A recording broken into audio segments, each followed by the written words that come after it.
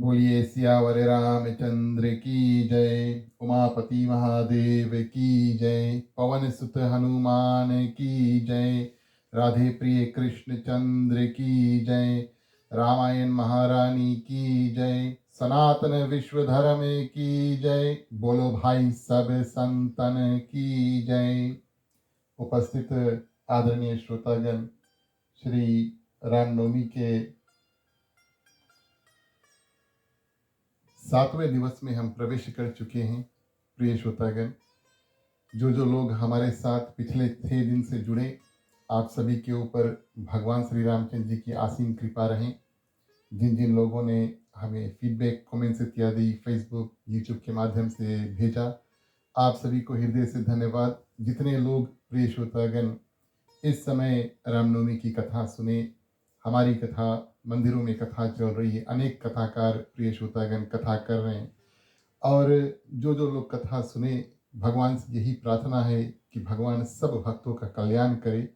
और रामनवमी एक ऐसा अवसर है कि हम और आप प्रिय श्रोतागण भक्ति करके और भगवान श्री रामचंद्र जी को अपने हृदय में बसा सके। इस कारण से कथा इत्यादि हम 9 दिन का करते हैं। तो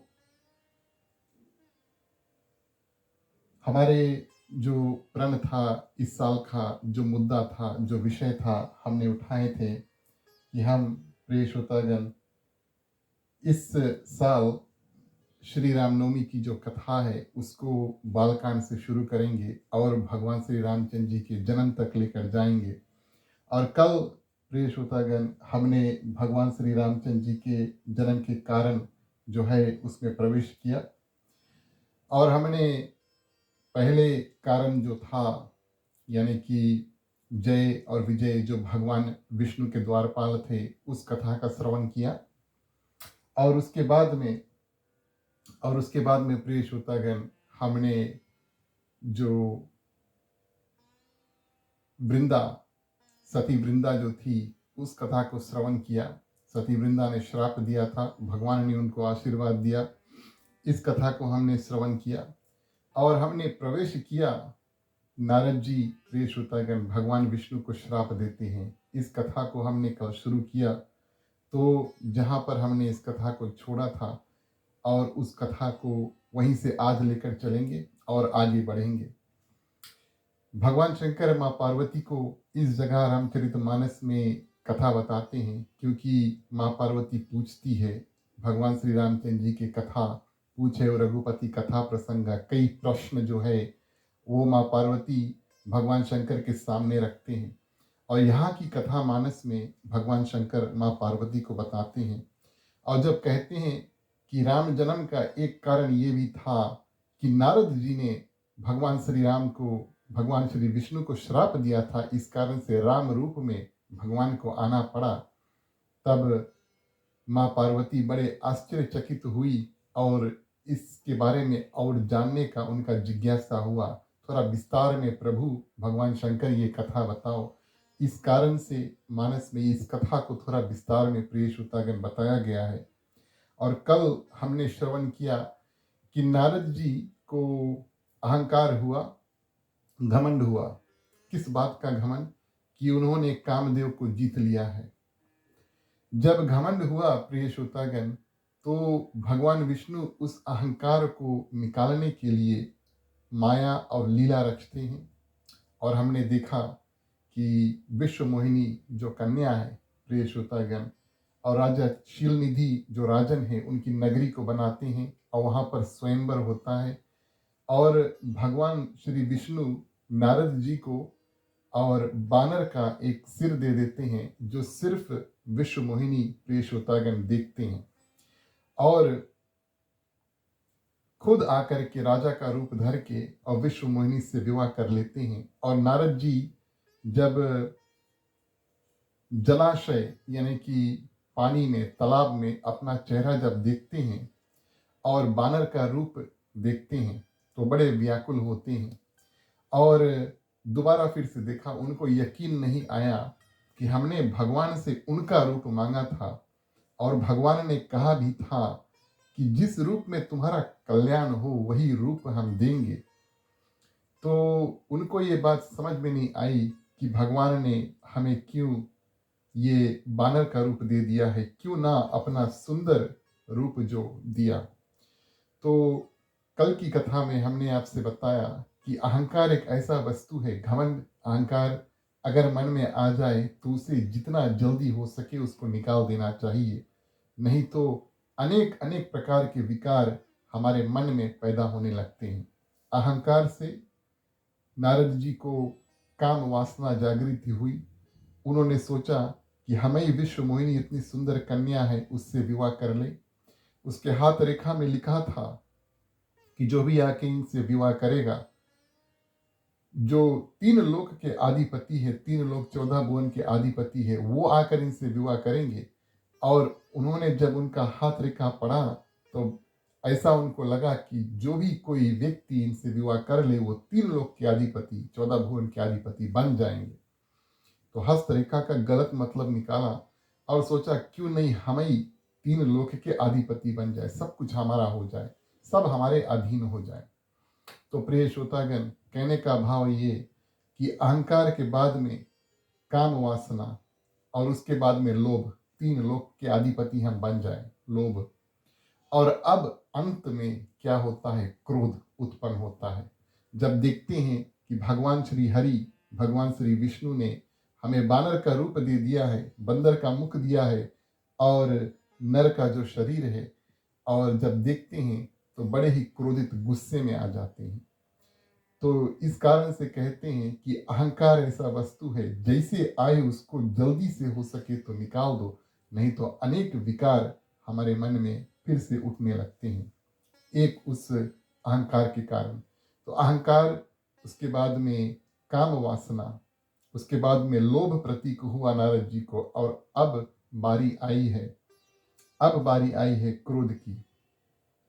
लोभ एक ऐसा वस्तु है जो प्रकट नहीं है, मन में जो भावना है कि हम किसी और से कुछ ज्यादा करने और ये हड़प ले। 3 लोक के अधिपति तो भगवान विष्णु हैं और उनको उनके पद से निकाल दे। और ये नारद जी, प्रिय श्रोतागण, सोचते हैं कि जो भी कोई इस कन्या से आकर विवाह करेगा ऐसा उनके साथ में होगा। तो ये लोभ जो है, संत महात्मा कहते हैं कि लोभ जो वस्तु है वो मन से बाहर निकलता नहीं। लोभ जो वस्तु है हम अपने मन में दबा करके रखते हैं। काम वासना मन में से निकल गया और शारीरिक संबंध इत्यादि बनते तो काम वासना आगे निकल जाता है। लेकिन और अभिमान, शब्दों के माध्यम से हमारा घमंड जो है वो निकल जाएगा। जैसे नारद जी सभी जगह पर जाते हैं और कहते हैं कि हमने कामदेव को जीत लिया है, तो अहंकार शब्द माध्यम से और बाहर निकल जाता है। लेकिन लोभ एक ऐसा वस्तु है जो मनुष्य और जो भी कोई होते हैं अपने मन में छुपा करके रखते हैं। क्रोध की बारी आई तो कहते हैं कि गुस्सा नाक पे बैठा है। कहने का ये भाव, जैसे क्रोध आए तब हमारी जो भावनाएं हैं और हमारा जो रंग रूप है बिल्कुल बदल जाता है। नारद जी के साथ में भी ऐसा ही हुआ और अहंकार से शुरू हुआ और आखिरी विकार उसके मन में आए जो शरीर में, प्रिय श्रोतागण, और प्रचंड हो गए, बहुत गुस्से में आ गए और इस रूप में अब आग बाबूला हो जाते हैं और कहने लगते अभी वहां पर कोई है नहीं, नारद जी अकेले हैं। अपना चेहरा पानी में देखा, क्रोध आया और कह रहे हैं कि कभी विष्णु भगवान हमें मिल जाए तो आज ई रही कि तो हम रहेगा। ऐसे ऐसे भावना उनके मन में और शब्द उनके मन से निकलने लगते हैं, या तो हम रहेंगे या विष्णु भगवान रहेंगे। ऐसा विचार करके नारद जी आगे बढ़ते हैं और भगवान की लीला ऐसी कि जैसे नारद जी के मन में ऐसे ख्याल आए और मुख से भगवान का ध्यान जो है वो किया, भगवान श्री विष्णु नारद जी के बिल्कुल सामने आ जाते हैं, यानी कि रास्ते में मिल जाते हैं। इधर नारद जी निकलते हैं, बोले अब हम जाएंगे वैकुंठ और भगवान को आज हम नहीं छोड़ेंगे। और उधर भगवान स्वयं नारद जी के पास आकर के खड़े हो जाते हैं, उनको रास्ते में ही मिल जाते हैं। नारद जी को देखकर बोलते हैं, हे महाराज कहाँ जा रहे हो, और मेरे रथ में आप बैठ जाओ और जहां आपको जाना है मैं रथ में आपको पहुंचा दूंगा। नारद जी देखते हैं भगवान विष्णु रथ में बैठे हैं और उनके बगल में लक्ष्मी स्वरूप विश्व मोहिनी बैठी है। लक्ष्मी जी को देखते हैं जो विश्व मोहिनी का रूप लेकर बैठी है, एकदम व्याकुल हो जाते हैं और क्या करते हैं, विष्णु भगवान का जो रथ था, घोड़े थे, लगाम को पकड़ लेते हैं और अब भगवान विष्णु को नारद जी गाली देने लगते हैं। अब गोस्वामी तुलसीदास जी ने क्या क्या गाली नारद जी ने लिखा कहा, ये सब गोस्वामी तुलसीदास जी ने लिखा नहीं, प्रिय श्रोतागण। लेकिन यहाँ पर जब नारद जी गाली इत्यादि देने लगे तब संत महात्मा बताते हैं कि यहाँ पर लक्ष्मी जी को बहुत बुरा लगा और भगवान विष्णु से कहते हैं कि ये तो आपके परम भक्त है, इसके रोको, क्यों ये आज गाली इत्यादि दे रहे हैं। और भगवान हरि को बड़ा आनंद आया। देखिए भगवान की भी लीला, भगवान हरि को यानी भगवान विष्णु को आनंद इस कारण से आया, लक्ष्मी जी से कहते हैं कि जब से नारद जी को जानते हैं और तब से इनके मुख से अपना सुमिरन भजन नाम सुंदर रूप से ले रहे हैं, आज तक इनके मुख से गाली हमने सुना नहीं। इस कारण से बड़ा आनंद आ रहा है। भगवान विष्णु यहाँ पर लीला करते हैं और खूब गाली देते हैं। गुस्से में जब व्यक्ति होते हैं, कभी कभी ऐसा होता है कि हम और आप अपने आप को रोक ना पाएं और कभी ऐसा साधन पड़े कि हमारे पास ऐसा समस्या आ जाए कि हम किसी व्यक्ति से बात कर रहे हैं जो बहुत गुस्से में है, तो शास्त्र हमें ये बात बताता है कि उनको और जो कहना है उनको पूरी तरह से कह देना चाहिए। भगवान विष्णु यहाँ पर इंतजार करते हैं, नारद को जो बोलना है सब कुछ बोल देने के बाद में तब जो भगवान विष्णु को करना है वो करते हैं। एक बार में नारद जी जो कुछ अपने हृदय से निकालना चाहते हैं, मुख से बोलना चाहते हैं, सब कुछ बोल देते हैं। तब विष्णु भगवान क्या करते हैं और उत्तर इत्यादि देते हैं और लीला इत्यादि का अंत करते हैं। और नारद जी इतने क्रोधित हुए, खूब गाली दे करके और 3 शाप भी विष्णु भगवान को दिया। कौन कौन से 3 शाप दिए? पहला शाप, जो शरीर धरकर तुमने मुझे ठगा है, तुम्हें वही शरीर धारण करके और पृथ्वी पर रहना होगा, मानव के रूप में तुम्हें आना होगा। यहाँ पर जब विष्णु भगवान विश्व मोहिनी से विवाह करने के लिए आए थे तो वो राजा का रूप यानी कि मनुष्य का रूप, चतुर्भुज रूप लेकर नहीं आए थे। वो एक साधारण राजा का रूप लेकर आए थे जिसके गले में और विश्व मोहिनी जयमाला जो है वो डालती है। तो कहते हैं कि जो रूप में तुम विश्व मोहिनी से विवाह किए हो वही रूप तुम्हें धारण करना होगा, पृथ्वी पर जाकर के तुम्हें मनुष्य का रूप धारण करना होगा। और ये पहला श्राप जो है नारद जी देते हैं, कहते हैं एक बार। अब हमने आपसे कल कथा में बताया था भगवान के आने के अनेक कारण हैं और भगवान सब कारणों को बटोरते हैं और सबका प्रिय श्रोतागण वो समाधान करते हैं और सबको स्वीकार करते हैं, तब उनका अवतार होता है। नारद जी ने भगवान विष्णु को ये श्राप नहीं दिया कि 3 बार तुम्हें मनुष्य का जन्म लेना होगा। नारद जी ने एक बार मनुष्य का रूप लेने का श्राप जो है वो भगवान विष्णु को दिया था। 3 बार वाली बात की कथा हमने आपसे कल की, जो जय विजय की जो जन्म कारण भगवान के थे उसमें आया है। 3 बार जय विजय, 3 बार राक्षस बने और भगवान श्री हरि यानी भगवान श्री विष्णु उनको मारने के लिए, उनका वध करने के लिए, उनका कल्याण करने के लिए 3 बार रूप धरते हैं। नारद जी जब श्राप देते हैं तो कहते हैं एक बार आपको मनुष्य रूप धरना होगा और उस मनुष्य के रूप में आपने हमें वानर जैसा रूप दिया है और उस मनुष्य के रूप में आपको वानर ही आकर सहायता करेंगे। ये दूसरा श्राप जो नारद जी देते हैं। और तीसरा श्राप, विश्व मोहिनी के वियोग में हमने बहुत तड़पा, हमने सोचा उनसे विवाह कर लेंगे लेकिन उनके वियोग में, क्योंकि जयमाला आपके गले में डाली, हमने बहुत तड़पा है। जब तुम मनुष्य रूप धारण करोगे, तुम भी अपनी पत्नी के वियोग में तड़पोगे। ये श्राप नारद जी देते हैं। तो 3 श्राप प्रिय श्रोतागण देते हैं।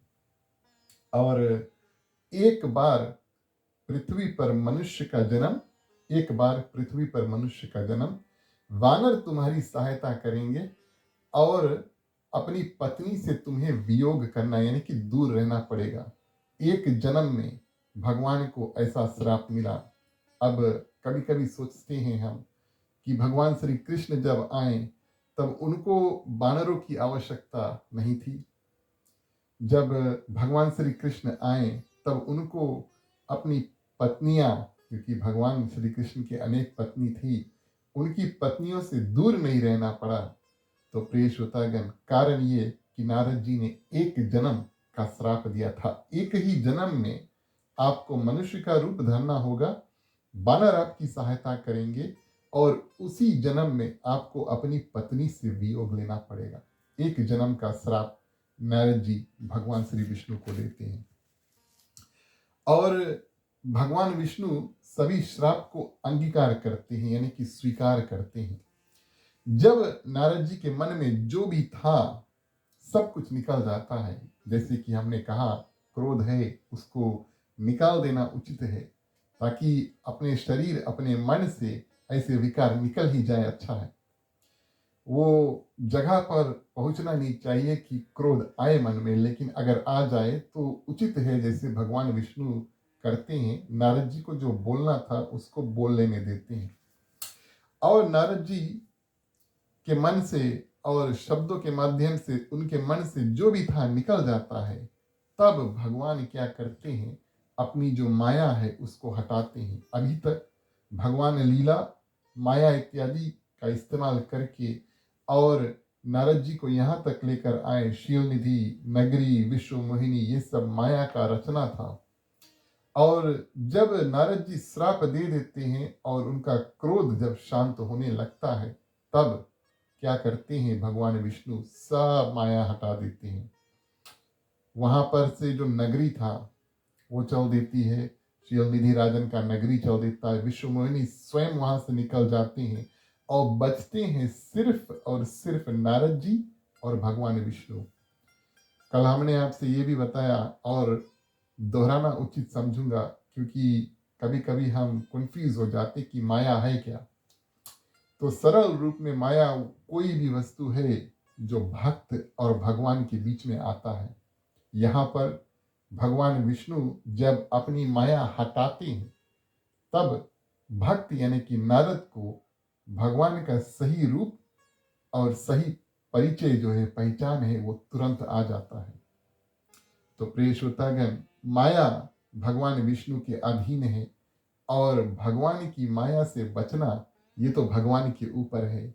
जो जो भगवान के भक्त होते हैं उनका कल्याण करने के लिए भगवान अपनी माया अपने आप हटा देते हैं, ताकि हम और आप जैसे भक्त, भगवान के संसार में जितने भक्त हैं, सभी कोई भगवान का दर्शन, भगवान को महसूस और भगवान का पूजन पाठ आराम से कर सकें। जैसे माया हटाते हैं और नारद जी को भगवान श्री हरि के दर्शन होते हैं, और तब उनको ये ख्याल आया और ये जो ध्यान है आया कि ये सब भगवान श्री हरि की जो माया है, भगवान विष्णु की जो माया है, ये है। तो वहां पर अब नारद जी का क्रोध शांत हो गया, क्रोध बिल्कुल शांत हो गया और भगवान श्री विष्णु से बातचीत करते हैं नारद, और चरणों में गिर जाते हैं और कहते हैं कि आप हमें क्षमा करें और कृपा करें कि ये जो श्राप है मिथ्या हो जाए। श्राप यानी कि जो हमने आपको 3 श्राप दिए वो झूठा हो जाए।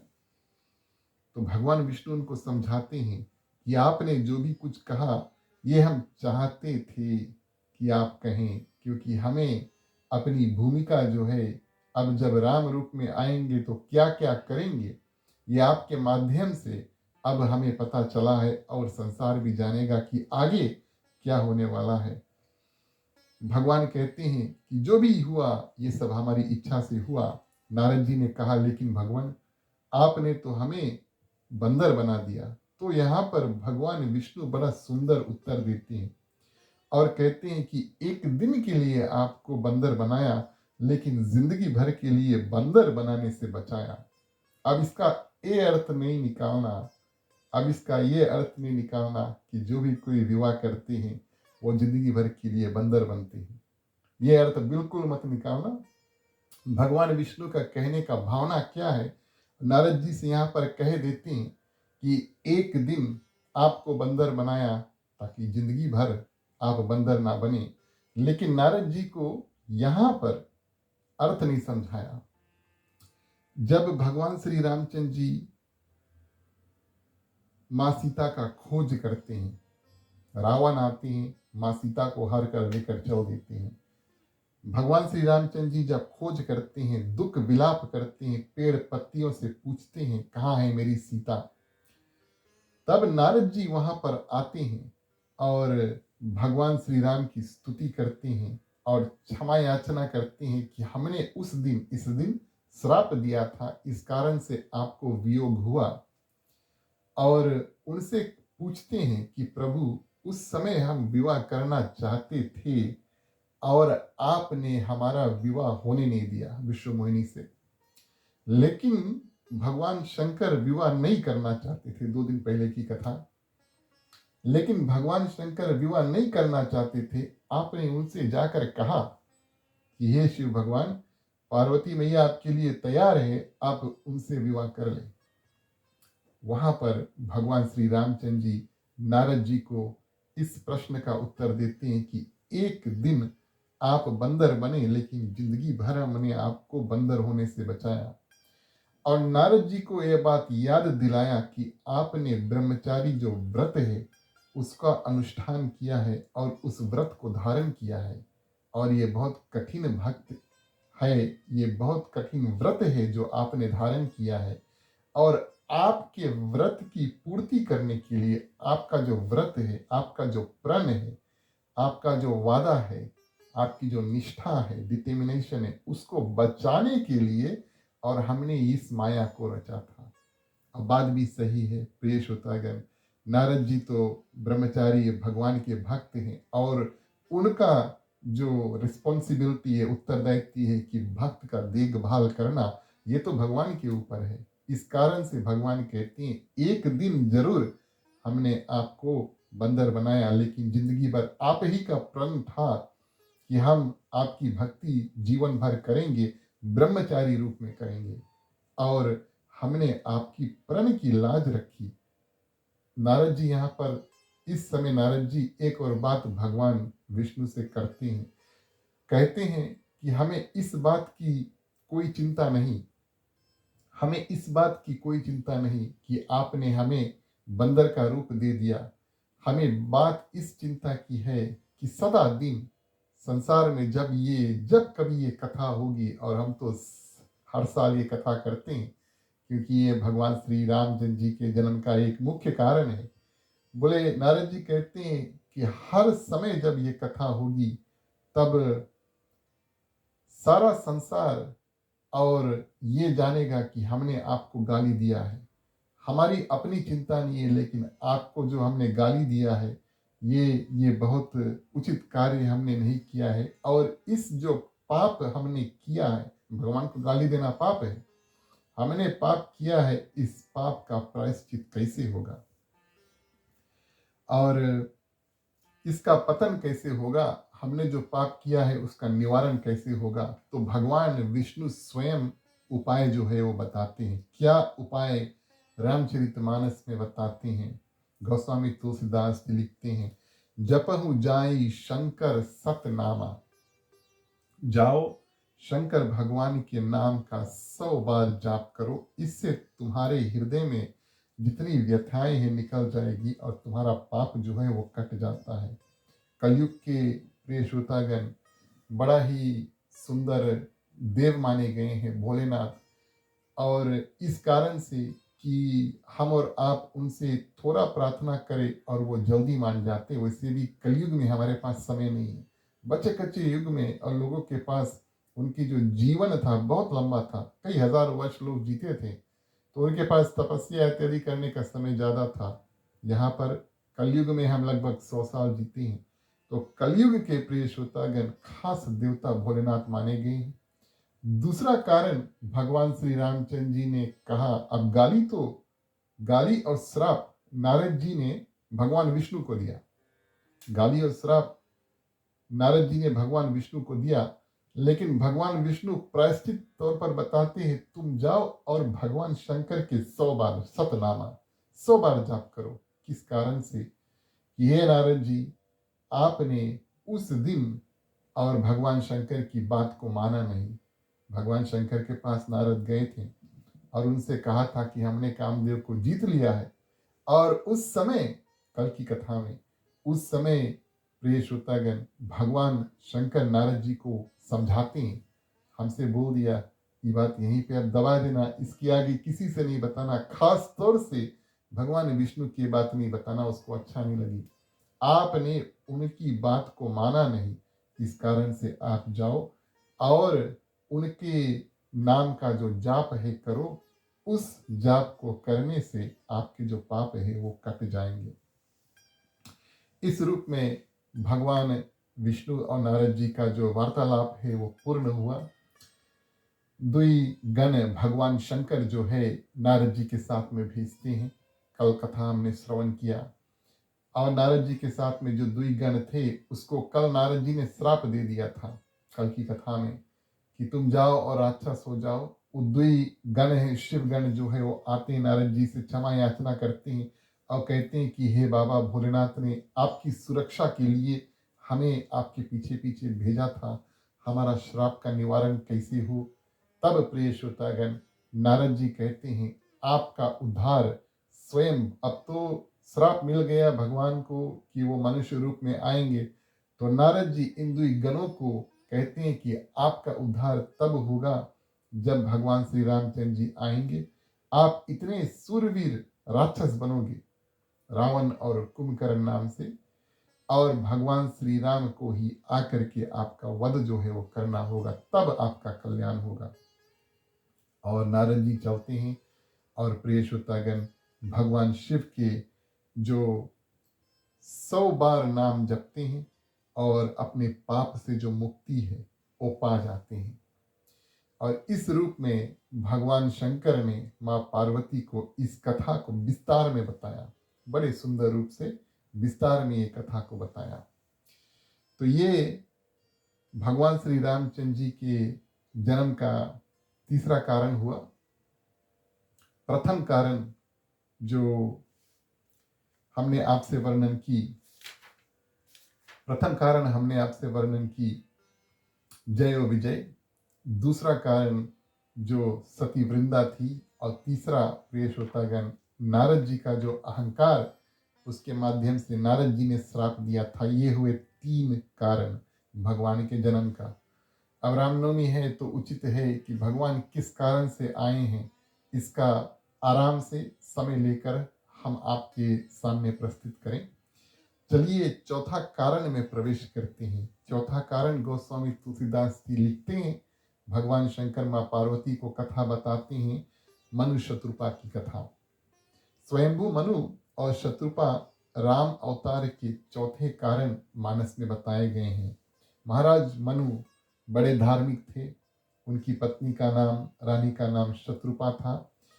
और चौथी अवस्था में, जीवन के 4 अवस्थाएं, जन्म से हमारा मृत्यु तक 4 अवस्था हो जाता है, वृद्ध अवस्था को चौथी अवस्था कहा गया चौथापन में। और मनु जी को विचार आया कि घर में रहने पर और हम जो विषय है, यानी कि घर में बातचीत और लोगों से मिलना जुलना, ये करना वो करना, इस रूप में हमें किसी रूप से वैराग्य प्राप्त नहीं होगा, यानी कि घर में रह करके हम भगवान तक पहुंच नहीं पाएंगे, भगवान का ध्यान जो है पूर्ण रूप से कर नहीं पाएंगे, वैराग्य रूप में हम भगवान की भक्ति नहीं कर पाएंगे। चौथापन में राजा मनु की हृदय में ख्याल आया, अब ये अलग युग की बात है, त्रेता युग की बात नहीं है। त्रेता युग बड़ा सुंदर युग है, घर पर बैठकर हम पूजा करें पूरा कल्याण होता है। अलग अलग युग में, त्रेता युग के छोड़ के जितने युग थे आप सुनेंगे कि राजा महाराजा संत ऋषि मुनि जंगल में एकांत में बैठ करके ध्यान करते हैं, तब शायद भगवान आकर उनका कल्याण दर्शन इत्यादि करते हैं। और अपने पुत्र उत्तानपाद नाम के पुत्र को पूरा राजपाट सौंप दिया और क्या करते हैं, अपनी पत्नी को लेकर के वन में चल देते हैं। यहाँ पर और संत महात्मा जब कथा बताते हैं तो कहते हैं कि महाराज मनु को राजगद्दी छोड़ने के लिए किसी ने उपदेश नहीं दिया, किसी ने राजा मनु से कहा नहीं कि आप जाओ। उनके मन में अपने ख्याल आया कि अब समय हो गया है कि हम भगवान का ध्यान करें। राजपाट जैसे ध्यान आया, राजपाट तुरंत अपने पुत्र को दे दिया, पत्नी को लेकर के चल दिए। पत्नी स्वीकार कर ली, बोले चलो भक्ति करेंगे भगवान का। और उत्तानपाद का जो राजाभिषेक है शीघ्र ही करके, और प्रियवत को, उत्तानपाद के जो पुत्र थे प्रियवत को, उसके बाद में युवराज का पद दे करके संसार को त्याग करके वन में चल देते हैं। अब साधना, संत महात्मा जब कथा बताती हैं तो साधना यहाँ पर राजा दशरथ के और राजा मनु की देखते, दोनों राजा थे, दोनों निर्णय करते हैं कि हम अपना राजपाट त्याग देंगे। मनु जी राजपाट त्याग करके वन में जा करके तपस्या हेतु और अपना राजपाट को त्यागने का विचार करते हैं। पूजा पाठ इत्यादि करने के लिए राजा मनु राजपाट त्याग देते हैं। ये अंतर है क्योंकि राजा दशरथ, अब मानस में ऐसा लिखा नहीं कि राजा दशरथ भगवान श्री रामचंद्र जी को राजा बना करके और अपने आप वन जाना चाहते थे। यूं कहें तो उनको भगवान श्री रामचंद्र जी से इतना प्रेम था, अगर किसी कारण से भगवान को वन नहीं जाना पड़ा और उसी समय उनका राज्य अभिषेक हो जाता तो पता नहीं कि राजा दशरथ भगवान श्री रामचंद्र जी को राजगद्दी पर छोड़ करके अपने वन जाते या नहीं, क्योंकि वो भगवान से इतना प्रेम करते थे। और किस कारण से प्रेम करते थे अभी आज की कथा में हमें पता लग जाएगा। तो राजा मनु और राजा दशरथ में अंतर था। मनु महाराज ने जब सोचा कि हम वन जाएंगे, उसी समय अपने पुत्र को राजा बनाकर वन के लिए प्रस्थान हो गए। राजा दशरथ बाद की कथा है, जन्म के बाद भगवान श्री रामचंद्र जी का विवाह इत्यादि हो गया और राजा दशरथ जब सोचते हैं कि अब उचित समय है कि हम भगवान श्री रामचंद्र जी को राजपद दे दें, और करते हैं, सोचते एक बार और करते हैं, उसके बीच में थोड़ा समय छोड़ देते हैं। सोचना और करना में थोड़ा समय छोड़ देते हैं। जब समय छोड़ा तब मंथरा, माँ केकई, देवता इत्यादि कोशिश करके, और भगवान श्री रामचंद्र जी, नतीजा क्या हुआ, भगवान वन को चल देते हैं। कहने का भाव क्या, संत महात्मा सदगुरु प्रिय श्रोतागण बताते हैं कि अगर अच्छा ख्याल मन में आए, उसको तुरंत जल्दी से जल्दी अंजाम दे देना उचित है, बहुत देर नहीं करना चाहिए। जैसे मनु ने सोचा राजपाट लेकर तुरंत हो लिए। राजा दशरथ कुछ दिन इंतजार करते हैं, तैयारियां करते, इंतजार करते, मंत्रियों से बताते हैं, अंत में जाकर के माँ केकई से बताते हैं। आप सभी जानते हैं उसके बाद में क्या हुआ। लेकिन कहने का भाव ये है कि अगर अच्छा ख्याल मन में आए और पुण्य कर्म करने के लिए, किसी की मदद करने के लिए, माता पिता का ध्यान करने के लिए, परिवार का देखभाल करने के लिए, पूजा पाठ करने के लिए, तो उसको जल्दी से जल्दी और तुरंत अंजाम दे दो, नहीं तो बीच में पता नहीं क्या हो जाए। तो इस रूप में प्रिय श्रोतागण, और तुरंत निर्णय लिया और मनु शत्रुपा वन में चल देते हैं। सब कुछ संतान को सौंप करके और नैमिषारण्य तीर्थ में आए। बड़ा सुंदर स्थान है भारत में, और दोनों को संतों ने बहुत स्वागत किया। ऐसा जगह है जहाँ पर सभी संत बैठकर पूजा पाठ इत्यादि करते रहते हैं। और संतों से राजा रानी ने पूछा और मांगा कि आप हमें ऐसा मंत्र प्रदान करें, आप हमें ऐसा मंत्र प्रदान करें जिसके माध्यम से हमें भगवान का दर्शन हो सके। चौथापन में अब तो राजा बूढ़े हो गए, रानी भी, और संतों से जब पूछते हैं कि आप हमें ऐसा मंत्र दें जिससे हम भगवान का दर्शन कर सके। संत महात्मा जहाँ नैमिषारण्य के थे, वो राजा को देखते हैं। अब ऐसी अवस्था में संत ऐसा हो जो दूसरों का कल्याण करे। कहने का भाव, ऐसी अवस्था में कोई जवान हो तो उसको थोड़ा लंबा चौड़ा बड़ा मंत्र दें, और उसके पास समय इत्यादि ज्यादा होगा, वो तपस्या इत्यादि करेगा। यहाँ पर राजा का अवस्था जो है, चौथापन, बूढ़े थे, देख करके संत ने, प्रिय श्रोतागण, उनको बड़ा ही सरल मंत्र जो है वो दिया। ओम नमो भगवते वासुदेवाय। द्वादश अक्षर मंत्र, द्वादश 10 और 2, 12 अक्षरों से बना, प्रिय श्रोतागण, भगवान विष्णु का ये प्रिय मंत्र जो है, छोटा सा सुंदर सा, ये मंत्र क्या करते हैं, मनु और शत्रुपा राजा और रानी को दे देते हैं। ओम नमो भगवते वासुदेवाय, इस मंत्र का दीक्षा राजा और रानी प्राप्त करते हैं, और अत्यंत भावपूर्वक, अब मंत्र मिल गया तो अच्छा बात है, मंत्र मिल गया तो अच्छा बात है, लेकिन उसका जाप भी करना चाहिए। जो जो लोग गुरुमुख हैं, प्रिय श्रोतागण, उनका यह कर्तव्य बनता है कि जो मंत्र गुरु ने दिया उसके रोज जाप करो। भले 1-2 बार बोलो, ज्यादा हो सके तो ज्यादा बोलो, लेकिन हर दिन उस मंत्र को याद करो और उसका जाप करो, जो भी मंत्र आपके गुरु ने गुरु दीक्षा के समय दिया। और भाव के साथ में, थोड़े समय में, लेकिन भाव के साथ में, और उस मंत्र का जाप करो। यहाँ पर मनु शत्रुपा अत्यंत भावपूर्वक मंत्र का जाप करने लगते हैं, और कई वर्ष ऐसा बीत जाते हैं। अब कलयुग का समय था नहीं, और उनकी जिंदगी लंबी थी, भले चौथी अवस्था में थी, बूढ़े थे, लेकिन जीवन लंबा था। और कई वर्ष कंद मूल फल इत्यादि खा करके आहार का तपस्या जो है वो किया। इसके बाद में कंद मूल फल छोड़ा नहीं, स्वयं ही छूट जाते हैं। ऐसा संत महात्मा ऐसा बताते हैं कि जब भजन जो है वो बढ़ता है, जब भजन, भगवान का भजन जब है बढ़ता है, तब वजन जो है वो कम होता है, यानी वेट जो है वो कम होता है। जिसका भजन बढ़ेगा उसकी दो वस्तुएं वास्तविक तौर पर घटेंगी। ध्यान देना इस बात का। पूजा पाठ इत्यादि जब लोग ज्यादा करने लगते हैं, भगवान का ध्यान, भगवान का भजन, भगवान का कीर्तन, कथा इत्यादि जब ज्यादा होने लगता है किसी के अंदर, प्रिय श्रोतागण, उनकी जो एक वस्तु ज्यादा होए तो 2 वस्तु कम होती है। एक नींद। जो लोग पूजा पाठ ज्यादा करेंगे वो सोएंगे कम, क्योंकि उनको ये उपेक्षा रहेगी कि कब जाग के फिर से भगवान का दर्शन करें, भगवान का नाम जाप इत्यादि करें, और उनका जो नींद है वो कम होगा।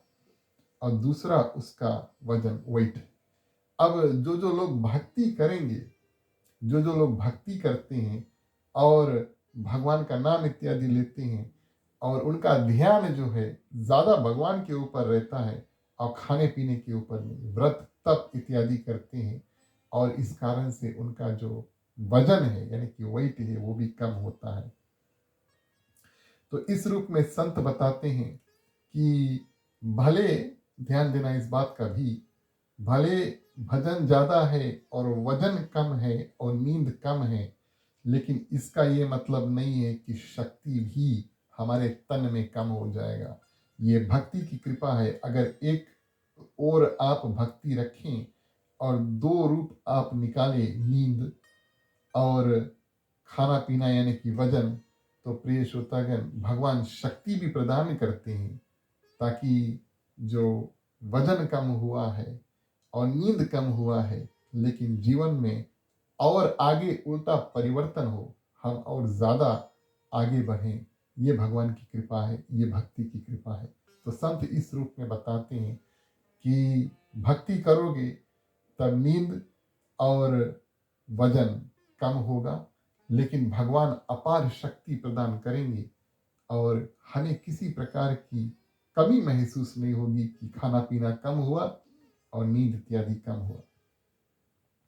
इस रूप में और भजन बढ़ता है, मनुष्य शत्रुपा का पूजा पाठ बढ़ता है, भोजन जो है वो छूटने लगता है। केवल अब खाना छोड़ कर के सिर्फ पानी और पवन यानी कि हवा, पानी और हवा। अब ये अलग अलग युग की बात है। इस युग में सिर्फ पानी पीकर जीना बहुत ही मुश्किल है, अपितु असंभव है। लेकिन उस युग में मनुष्य शत्रुपा सब कुछ त्याग देते हैं, पानी और हवा इत्यादि का आहार और हरि दर्शन की जो आकांक्षा है, मन में दृढ़ है और आंख आंसू बहने लगते हैं। राम दर्शन का अभिलाषा अब उनके हृदय में है। अनेक देवता आते हैं बहुत कठिन तपस्या देख करके। मनुष्य शत्रुपा ये कोई साधारण तपस्या नहीं है। साधारण तपस्या संत महात्मा करते हैं, भगवान आकर के आशीर्वाद दे करके चल देते हैं। मनु शत्रुपा जो तपस्या करी, प्रिय श्रोतागण, उनके माध्यम से स्वयं भगवान उनके पुत्र रूप में आए। अब स्वयं भगवान उनके पुत्र रूप में आए और ये कार्य कराने के लिए तपस्या कोई साधारण तपस्या नहीं है, बिल्कुल कठिन तपस्या है। ये कठिन तपस्या देवी देवता स्वर्ग में रहकर देखते हैं और फूल बरसाते हैं और आते हैं, मनुष्य शत्रुपा से बात करते हैं, उनको आशीर्वाद देते हैं और पूछते हैं कि आप क्या चाहते हो, आप क्या चाहते हो, हम आपको देने के लिए तैयार है। देवी देवता ऐसा कहते हैं। और इस रूप में मनु और शत्रुपा कहते हैं, हम भगवान विष्णु का इंतजार कर रहे हैं। समय पूर्ण हुआ, उनकी तपस्या का फल स्वरूप सबसे पहले आकाशवाणी हुआ। सर्वप्रथम आकाशवाणी हुआ कि मनु, आज तुम्हारा मनोरथ जो है वो पूर्ण हुआ। अब जो वर आप चाहते हैं वो हम आपको देंगे।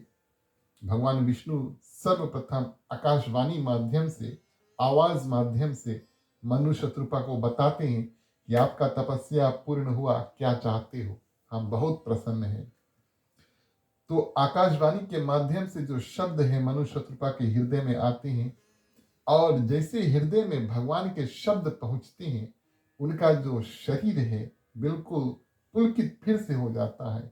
अब तपस्या किए, खाना पानी कम हुआ, वेट इत्यादि कम हुआ और भगवान का जब शब्द उन्होंने सुना, जब हृदय में जाकर शब्द बैठे, तब उनका तन फिर से बिल्कुल निर्मल, शरीर फिर बिल्कुल इतना निर्मल हो गया जिस दिन जैसे वो राजपाट छोड़कर चले थे। शरीर बहुत सुंदर था, राजा रानी थे, शरीर बहुत सुंदर था, तपस्या करते करते दुबले पतले हो गए। आज भगवान के जो शब्द आकाशवाणी मन में जाकर जब बैठता है तो उनका शरीर फिर उसी रूप हो गया जैसे वो राजपाट छोड़ करके आज ही वन से निकले हैं। ये भगवान की कृपा हुई तो उनका शरीर बिल्कुल स्वच्छ हो गया। और प्रिय श्रोतागण, दोनों क्या करते हैं, हाथ जोड़ करके और भगवान से बात करते हैं। भगवान तो आकाशवाणी माध्यम से और बात करते हैं। और मनु जी ने कहा कि आज हम आपके बात से राजी नहीं है, आपके शब्दों से राजी नहीं है। अब इस भक्त को आप देखिए, इसकी भावना देखिए। अगर वो चाहते तो आकाशवाणी माध्यम से, यानी कि भगवान दिखाए नहीं है, भगवान आकाशवाणी माध्यम से आवाज से ही बात कर रहे हैं और मनु चाहते तो वो मांग सकते थे कि आप हमारे पुत्र रूप में आना। लेकिन अब जो भक्ति करता है उसके ऊपर, भगवान के ऊपर विश्वास होता है और अपने ऊपर, भक्त के, प्रिय श्रोतागण, भक्त के अपने भक्ति के ऊपर भरोसा भी होना चाहिए। एक भगवान के ऊपर विश्वास और दूसरा अपने भक्ति, भक्त के अपने भक्ति के ऊपर भरोसा भी होना चाहिए, कॉन्फिडेंस होना चाहिए। और अपने भक्ति की भरोसा माध्यम मनु कहते हैं कि प्रभु आज बात से नहीं चलेगा, आपको स्वयं हम मिलना चाहते हैं, आपका दर्शन हम करना चाहते हैं। आज सिर्फ आपकी आवाज हम नहीं सुनना चाहते, अगर आपके आवाज़ हम सुनना चाहते तो ज़िंदगी भर बैठकर हम कथा करते और ज़िंदगी भर बैठकर हम कथा सुनते, संत महात्मा से कथा सुनते और आपकी कथा हमारे कान में जो है वो जाती। लेकिन हम आपका दर्शन करना चाहते हैं, अपने आँखों से आपको और देखना चाहते हैं। कई रूप से हम ध्यान कर सकते हैं। अगर आपका हम अलग-अलग रूप देखना चाहते हैं, मूर्ति का रूप मंदिर में जाकर देख सकते हैं। मन में आपको धारण कर सकते हैं, आपको सपने में देख सकते हैं। लेकिन मनु जी कहते हैं, हम तो आपके साक्षात रूप को देखना चाहते हैं और इस कारण से कृपा करें आप हमारे सामने आएँ। लेकिन मनु जी स्पष्ट रूप से कह देते हैं और कहते हैं कि चतुर्भुज रूप में आप नहीं आना, आप राम रूप में आना। मनु जी कहते हैं आप राम रूप में आना। अब शायद ये बात ठीक तरह से बैठे नहीं कि अभी भगवान श्री रामचंद्र जी का जन्म हुआ नहीं और मनु जी भगवान श्री रामचंद्र जी को अपने पुत्र रूप में मांगेंगे और भगवान श्री विष्णु से कहते हैं, उससे सबसे पहले कहते हैं कि आप राम रूप में आना। तो देखिए यहाँ पर कल्प भेद की बात है और कल्प भेद में क्या होता है, हर सतयुग, त्रेता, द्वापर, कलयुग, कलयुग खत्म हुआ, सतयुग फिर से शुरू हुआ। सतयुग, त्रेता, द्वापर, कलयुग, और ये जो चक्कर है वो चलते रहता है। कहने का भाव कि हर एक त्रेता युग में भगवान श्री रामचंद्र जी का जन्म होता, बार बार होता है। जब त्रेता युग लगता है भगवान श्री राम का जन्म, जब द्वापर लगता भगवान श्री कृष्ण का जन्म, फिर कलयुग आता, उसके बाद में सतयुग, फिर आके त्रेता युग भगवान श्री रामचंद्र जी का जन्म, ऐसे होते रहता है। तो ये कथा विश्व विख्यात है और मनु जी भगवान श्री रामचंद्र जी के बारे में पहले से जानते थे और इस अवतार में यानी कि मनु जी जब तपस्या करते हैं तो अपने पुत्र स्वरूप वो चाहते हैं कि भगवान श्री रामचंद्र जी मेरे पुत्र रूप में आए। तो कहते हैं कि आप आना लेकिन राम रूप में आना, चतुर्भुज रूप में नहीं, राम रूप में आना। भगवान श्री रामचंद्र जी स्वीकार करते हैं, भगवान विष्णु स्वीकार करते हैं और आते हैं और क्या करते हैं, याचना जब प्रभु सुनते हैं तो इतना सुंदर रूप भगवान श्री रामचंद्र जी बना करके आए और यहाँ पर कथा में लिखा हुआ है, करोड़ों कामदेव को लज्जित कर दे। कामदेव बहुत सुंदर व्यक्ति है और जो भी कोई उनको देखते हैं देखकर मोहित हो जाते हैं, लेकिन करोड़ों कामदेव को लज्जित शर्मा दे ऐसा रूप बना करके भगवान श्री रामचंद्र जी दिव्य स्वरूप में आए। भगवान श्री राम राम रूप धारण किए और मनु शत्रुपा के सम्मुख सामने आकर के खड़े हुए और शक्तिमां सीता उनके बगल में है। भगवान श्री राम और सीता दोनों, मैया सीता प्रियश्रोतागण दोनों मनु शत्रुपा को आकर के दर्शन देते हैं। सीताराम का दिव्य दर्शन मनु शत्रुपा जी करते हैं और कितना दिन तक, सालों तक कठोर तपस्या इत्यादि किया, तब इस भावना से और भगवान क्या करते हैं, उनको राम सीता का जो दर्शन है वो आकर के साक्षात देते हैं।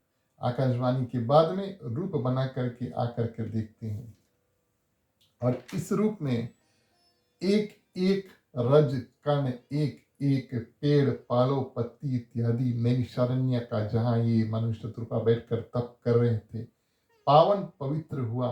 भगवान श्री रामचंद्र जी ने सबको वहां पर आकर के दर्शन दिया। अब भगवान आकर खड़े हो गए और मनु महाराज के अब मुख खुल नहीं रहे। भगवान का रूप इतना सुंदर है, कोई देखे तो उनको देखते रह जाए और ये तो भगवान साक्षात उनके सामने खड़े हैं, बिल्कुल सामने खड़े हैं, आगे खड़े हैं, तो उनके मुख नहीं खुल रहे। तो भगवान बार बार पूछते हैं, बार बार भगवान पूछते हैं, मांगो और क्या दूं। तब धीरे से मनु जी कहते हैं कि महाराज ये तो वही बात हुई कि हम कल्प वृक्ष के नीचे बैठे हैं, स्वर्ग में पेड़ है देवताओं के पास कल्प वृक्ष, उसके नीचे आप बैठो और जो मन में आप मांगोगे वो आपके सामने प्रस्तुत हो जाएगा। ये कल्प वृक्ष है। और मनु जी कहते हैं कि अब हम तो कल्प वृक्ष के नीचे पहुंच जाएं और कुछ मांगने को बचा नहीं रह जाए। ऐसा हमारे साथ हुआ, आपके दर्शन हमने कर लिया, बस हमारे मन की सब मनोकामना जो है वो पूर्ण हो गई। लेकिन मनु महाराज कहते हैं फिर भी, बोले हम संसारिक मनुष्य हैं और एक इच्छा है प्रभु, अगर हो सके तो आप हमारी बात सुने, निवेदन से बात करते हैं। बोली एक इच्छा है और हो सके तो आप हमारी बात सुने। क्या इच्छा है? तो प्रिय श्रोतागण, मनु महाराज यहाँ पर कहते हैं कि हम और हमारी दंपति मनु शत्रुपा कहते हैं कि हम दोनों दूसरा जन्म ग्रहण करें। भगवान को थोड़ा आश्चर्य लगा कि जो भक्त हमारा दर्शन कर लिया है वो फिर से जन्म लेना चाहते हैं। ये बहुत लोग नहीं करते हैं। बहुत लोग कहेंगे कि भैया मुक्ति प्रदान कर दो भगवान, कि ये संसार के आवागमन के चक्कर में हमें पड़ना ना पड़े। लेकिन मनु महाराज को देखिए, वो कहते हैं प्रभु एक और जन्म हमें दो, ऐसा मनु महाराज मांगते हैं। भगवान थोड़ा आश्चर्यचकित हुए, लेकिन बोले चलो ठीक है, आप ऐसा चाहते हैं, आप फिर से और जन्म लेंगे। दोनों दोनों कहते हैं कि हम फिर से जन्म ले, हम फिर से दंपति जो है वो बने, यानी कि पति पत्नी बने। ऐसा ही होगा, तथास्तु, भगवान श्री राम कहते हैं। और अब आगे, अब मनु जी के मन में क्या है, अब धीरे धीरे निकलता है। कहते हैं कि दूसरे जन्म में जब हम आए पति पत्नी के रूप में, तो आप जैसा पुत्र हमारे यहाँ पर जन्म हो, आप जैसा पुत्र हमारे यहाँ पर जन्म हो। और भगवान श्री राम ने सुना, भगवान ने सुना कि आप जैसा पुत्र, और तथास्तु। अब देखिए, जब भगवान वरदान देते हैं तो सोचते नहीं है, बाद में सोचते हैं उसकी पूर्ति कैसे करेंगे। लेकिन कहने का भाव कि हम जो पूजा पाठ करते हैं, तपस्या करते हैं, ध्यान करते हैं, जप करते हैं, कथा सुनते हैं, पुण्य कमाते हैं, उसका फल हमें अवश्य प्राप्त होता है, इसमें कोई संदेह होना नहीं चाहिए। अब जैसे मनु ने कहा आप हमारे यहाँ पुत्र होकर आए, आपका जैसा पुत्र हमारे यहाँ जन्म हो, ये मनु जी के मुख से निकला। भगवान ने कह दिया तथास्तु, सीधा कह दिया। तब सोचने लगे कि हमारे जैसा पुत्र कहाँ होगा, हम तो बिल्कुल यूनिक हैं। और बात भी सही है प्रिय श्रोतागण, भगवान जैसा कौन है? भगवान तो एक है, हम अनेक हैं। हम अनेक हैं, भगवान एक है। भगवान जैसा कोई नहीं हो सकता। भगवान हो सकता है या तो हम आप मनुष्य मनुष्य मनुष्य जितने भी संसार में हैं ऐसे हो सकते हैं। तो भगवान सोचते हैं हमारे जैसा हम कहाँ से खोज करके लाएं, हमी को पुत्र रूप में आपके घर आना होगा। और यही बात कहते हैं, विचार में पड़ जाते हैं, मेरे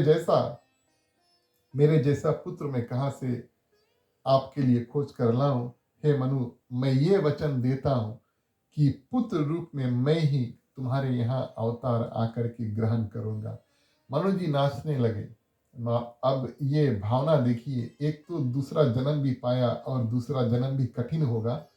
चाहते तो भक्ति मांग करके और मुक्ति भी मांग सकते थे, भगवान वैकुंठ में जगह दे देना ताकि हमें फिर से जन्म नहीं लेना पड़े। जन्म भी मांगा और भगवान को पुत्र रूप में मांगा। भगवान ने जब स्वीकृति दे दी और कहा कि हाँ ये ठीक है, हम ऐसा करेंगे, मनु भगवान यहाँ पर नाचने लगे। भगवान को देख करके मनु नाचने लगे। और भगवान ने माँ शत्रुपा से पूछा, अभी तक आपने कुछ मांगा नहीं है, तुम्हें कुछ नहीं मांगना। देखिए, भगवान दोनों का ख्याल रखते हैं, क्योंकि तपस्या दोनों करते हैं, मनु भी करते हैं और माँ शत्रुपा भी करती है। इस कारण से भगवान क्या करते हैं, शत्रुपा से पूछते हैं कि तुमने भी तपस्या किया, तुम्हें कुछ नहीं मांगना, पूछते हैं। शत्रुपा जी ने कहा और ये पूछा और ये मांगा कि हमारे पुत्र रूप में आप, ये पूछा कि अगर ये आपने ये बात कह दिया है कि आप हमारे पुत्र रूप में आएंगे, आप अपनी बात से पीछे तो नहीं हटेंगे। और माँ शत्रुपा, प्रिय श्रोतागण, भगवान से ये प्रश्न करती है। भगवान हंसते हैं और कहते हैं कि हे माता, मेरी, अब ध्यान देना मेरे शब्दों का, हे माता, मेरा वचन जो है कभी मिथ्या झूठा नहीं होगा। और इस कारण से अभी से हम आपको माता कहकर संबोधित करते हैं। अभी आए नहीं हैं शत्रुपा के पुत्र रूप में, लेकिन यहाँ पर भगवान अभी से, जब शत्रुपा से बात कर रहे, बोले आएंगे बाद में आपके पुत्र बन करके, अभी से आपको माता कहकर हम संबोधित करते हैं, आप चिंता नहीं करो, और मेरा वचन जो है वो कभी झूठा नहीं जाएगा। अभी से हम आपको माँ कहना प्रारंभ कर देते हैं। और ये भक्ति देखिए मनु और चतुपा की, प्रिय श्रोतागण, स्वयं ईश्वर को पुत्र रूप में पा लेते हैं और इच्छा ऐसी हुई। और ये जो उनका गोद है, संत बताते हैं बड़ा धन्य है, जिनके यहाँ पर भगवान श्री रामचंद्र जी आकर के और अवतार धारण किए। माँ शत्रुपा यहाँ पर रो रही है और कहती है कि आप पुत्र रूप में भले भी आवें, लेकिन मेरी एक दो प्रार्थना है, दो प्रार्थना आप मेरा स्वीकार करना, और आपके भक्त की जो दशा होगी वो मेरे साथ भी हो, आपकी भक्त की जो दशा होगी वो मेरे साथ भी हो। यहाँ पर माँ कौशल्या और यशोदा मैया में थोड़ा अंतर आता है, और माँ कौशल्या भले भगवान श्री रामचंद्र जी को और पुत्र रूप में पाती है, यानी कि विष्णु भगवान के अवतार को पुत्र रूप में पाती है, लेकिन वो एक भगवान की तरह और भगवान श्री रामचंद्र जी की जो भक्ति है वो भी करती है, और एक पुत्र की तरह उनका पालन पोषण भी करती है। माँ यशोदा, प्रिय श्रोतागण, ये तो कृष्ण कथा हुई, लेकिन चलो ठीक है, माँ यशोदा और ये तो अब डंडा लेकर के भगवान श्री कृष्ण को दौड़ाती है, रस्सी लेकर के उनको बांधती है। ये सब कार्य माँ कौशल्या ने नहीं किया। उन्होंने भगवान श्री रामचंद्र जी का परवरिश भी किया माँ रूप में, और भक्ति भी किया भगवान रूप में।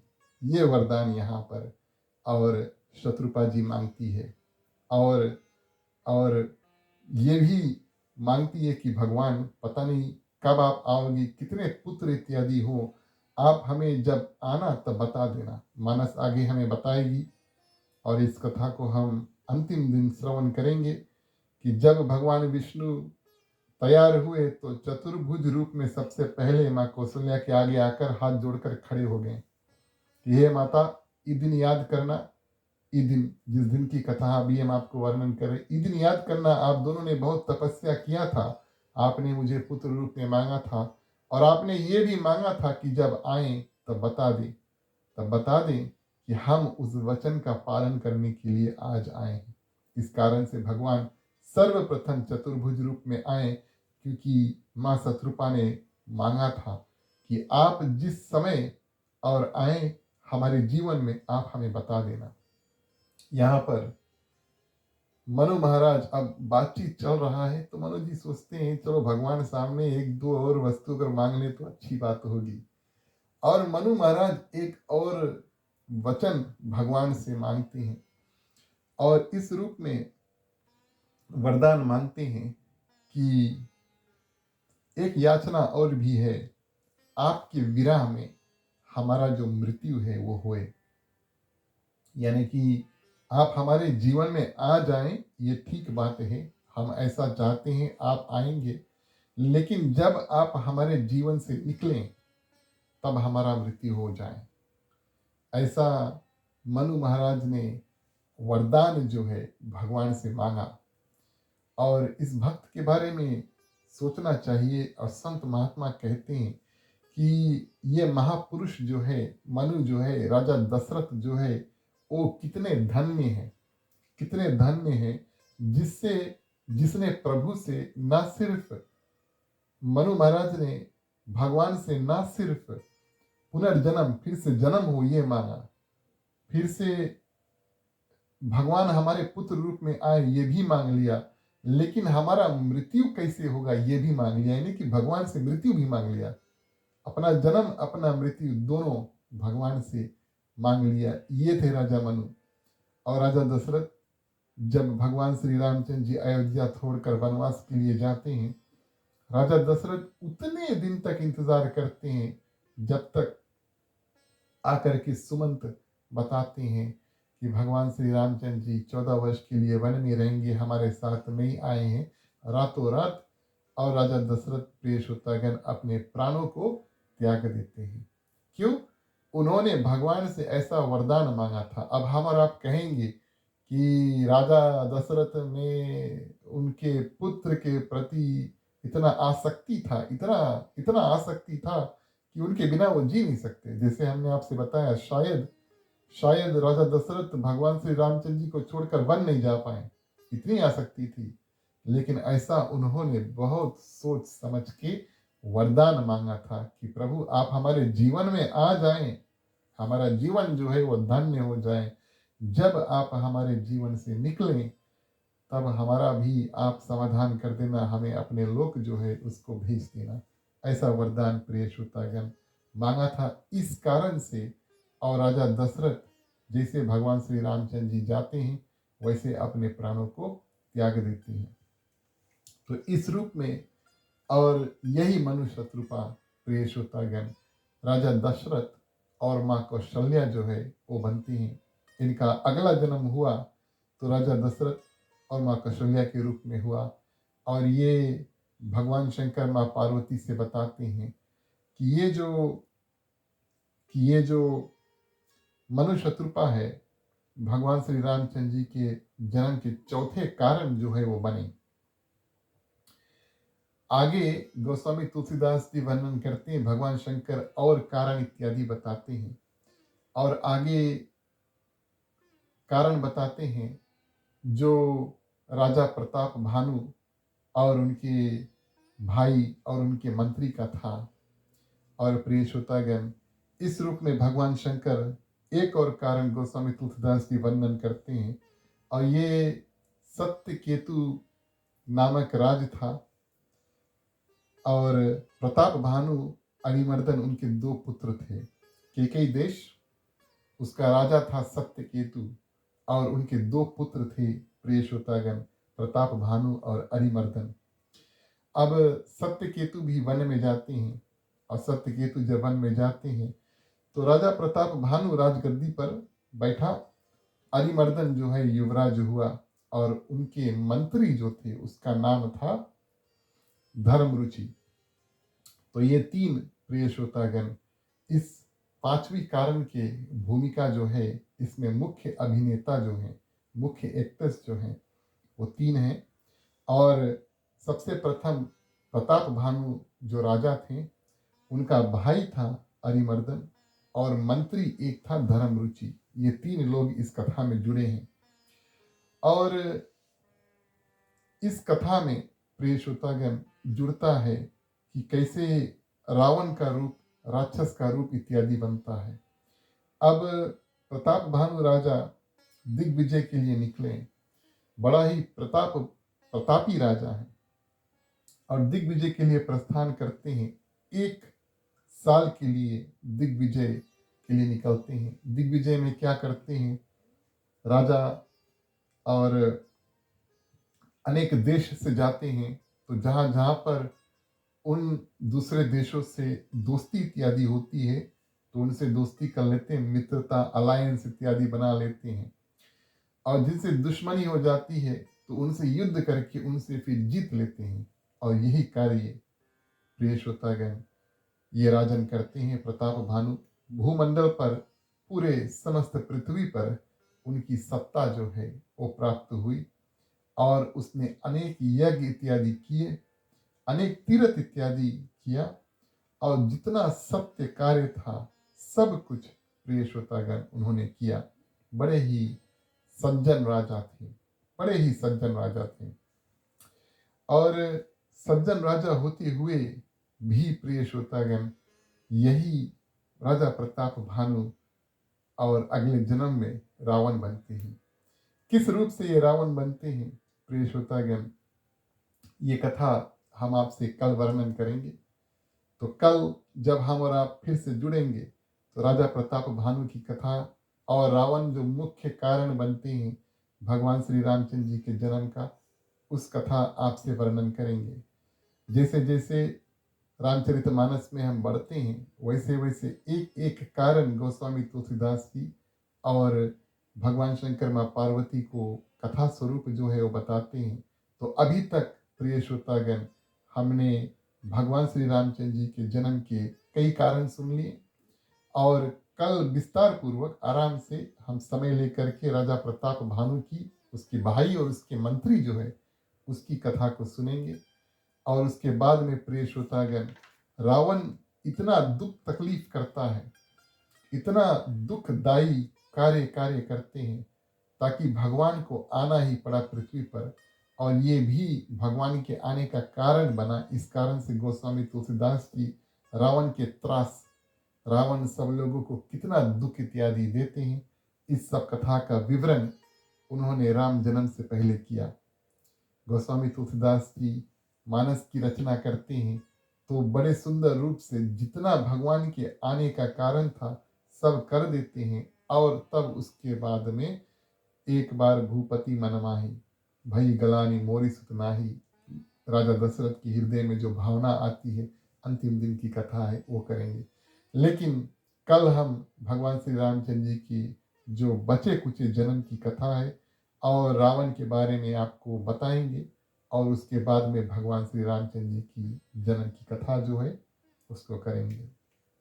आज की कथा जो भक्तों ने सुना, प्रिय श्रोतागण, उनके हृदय में भगवान श्री रामचंद्र जी का वास हो। हमारा और आपका अभिलाषा ये होना चाहिए कि रामनवमी के माध्यम हमारे और आपके हृदय में जितने विकार है, उल्टे वस्तुएं, वो निकल जाएं। काम, क्रोध, मद, लोभ इत्यादि कथा सुनते सुनते ये सब समाप्त हो जाना चाहिए। और प्रिय श्रोतागण, हम अपना मन को तैयार करते हैं, जगह बनाते हैं कि भगवान श्री रामचंद्र जी अंत दिवस ना सिर्फ हम उनके नवमी मनाए, उनका जन्म मनाए, हमारे घर में प्रवेश करे, हमारे नगर में प्रवेश करे, लेकिन और तो और हमारे मन में प्रवेश करे। तो ऐसी भूमिका जो है हर एक दिवस हम बनाते हैं, हर एक दिवस नवमी में एक एक सीढ़ी हम चढ़ते हैं, ताकि प्रिय श्रोतागण अंत दिवस में हर्ष और उल्लास के साथ में घर आंगन में और मन में भगवान श्री रामचंद्र जी, माँ सीता, राम परिवार का वास हो। तो भगवान सब भक्तों के ऊपर कल्याण करे। आप सभी को हृदय से धन्यवाद। हमारा और आपका मुलाकात न्यूजीलैंड टाइम 7:30 PM कल शाम को फिर होगा। कल फिर आप हमारे साथ जुड़ें और भगवान श्री रामचंद्र जी के जन्म कारण की कथा करेंगे। आज की कथा को सुनने के लिए आप सभी को हृदय से धन्यवाद। चलिए प्रार्थना के साथ में आज की जो कथा उसको समाप्त करेंगे।